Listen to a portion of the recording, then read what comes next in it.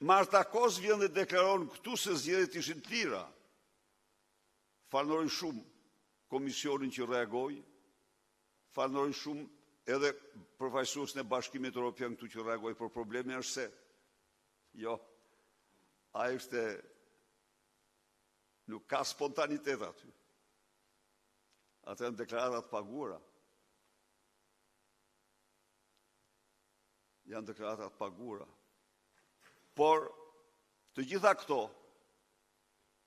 çfarë kërkojnë nga ne? Kërkojnë nga ne që të mos filozofojmë, por të përqendrojmë të gjithë forcat tona për të larguar nga pushteti këtë pushtet krimi.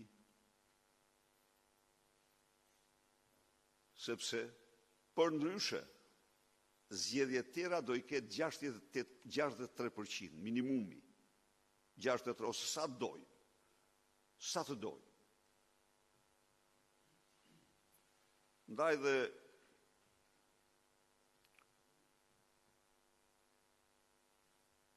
duhet të fillojnë protestat, duhet të besojnë protestës, duhet të organizojnë protestat, duhet të fillojmë sa më parë, i kemi fillu ato që janë të kryeministria, por me datën 22 duhet të thrasim protestë kombëtare. Ata shqiptarë që vinë, ata janë të bekur, të tjerë mund të mos vinë, do vinë më vonë, por ne kur nuk do bëhemi pengesë përkundrazi, nxitës dhe vetëm nxitës të protestave gjatë ditën e fundit që të krijohet qeveria teknike në këtë vend për zgjedhje të lira. Agjendë tjetër nuk ka dhe nuk mund të ketë Partia Demokratike.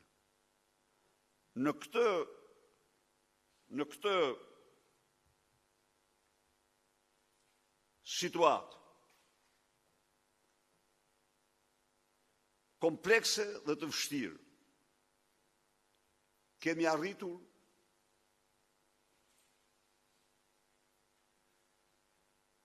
disa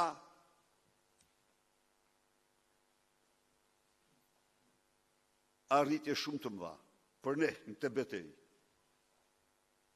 Janë 7 rezoluta ndërkombëtare, të cilat sankcionojnë Shqipërinë narkoshtet, sankcionojnë zgjedhjet farsë elektorale dhe pa u zhvilluar disa prej tyre. Sankcionojnë shtypjen dhe dhunimin e pluralizmit politik. Sankcionojnë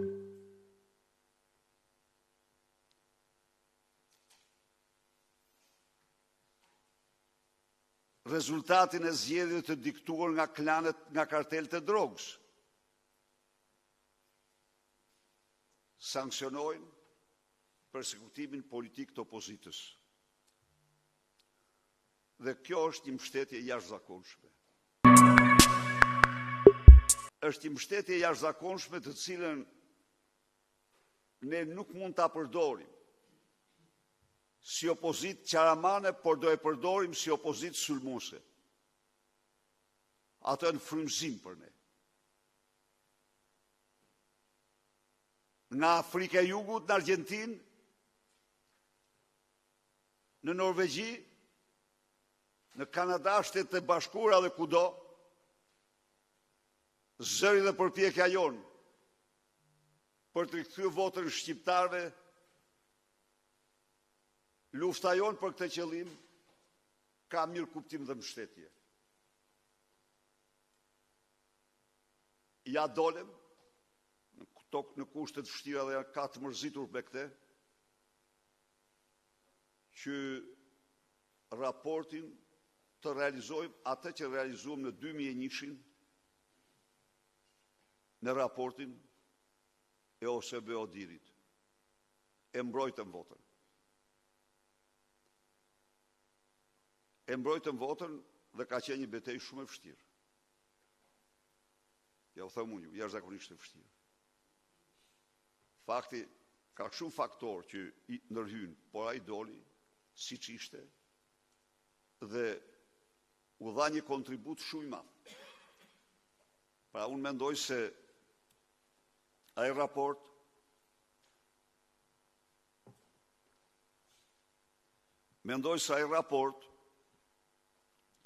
përbën bazën solide ligjore,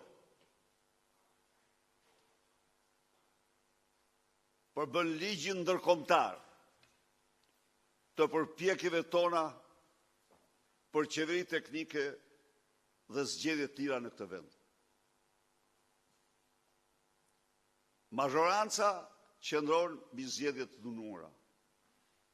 Është pseudo-mazhorancë, nuk është mazhorancë. Kjo kërkon që çdo njeri prej nesh këtu dhe çdo drejtues ta ketë të qartë se çdo minutë, çdo orë dhe çdo ditë agenda jonë është rikthimi i votës, largimi i kësaj qeverie me cilën nuk ka zgjedhje.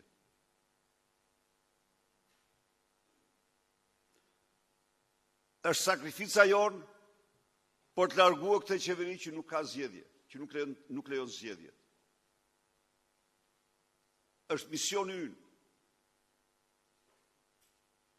Kush është në lartësinë e këtij misioni, angazhohet.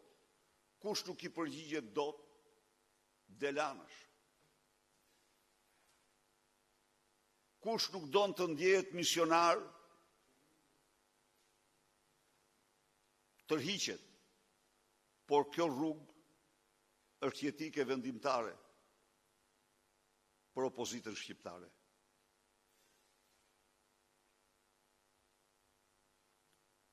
Kështu që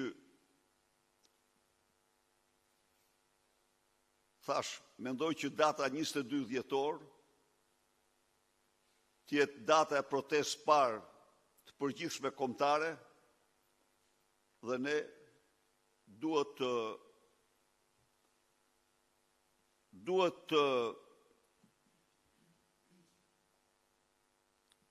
ta kemi të qartë se kryefjala e agjendës sonë do të jenë protestat. Kryefjala e agjendës sonë do të jenë vetëm protestat. Nuk kam asnjë shpresë përveç protestave.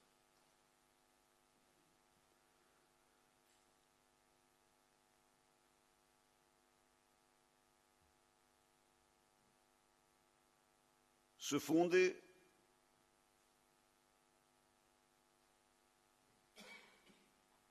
lidhur me aktin e Edi Rams, vendimin e tij të fundit për